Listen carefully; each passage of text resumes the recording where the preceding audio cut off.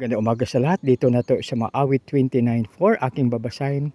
Tinig ni Yahweh makapangyarihan at punong-puno ng kadakilaan. Purihin ang Diyos sa pagbasa niyang salita. Makibigan, dito po ang ibang likod sa Barangay Kupang, Antipolo, Rizal. So napakaganda po rito. Tinig ni Yahweh makapangyarihan at punong-puno ng kadakilaan. Umpisa natin sa 1 mga kaibigan. Purihin ninyo si Yahweh, manilikha sa kalangitan, kilalanin ang kanyang lakas at kanyang kalwalatian. Purihin ang kanyang maluwalhating pangalan, sambahin si Yahweh sa banal na kaayusan. Tinig ni Yahweh narinig sa ibabaw ng dagat, ang dakilang Diyos ay nagpapakidlat.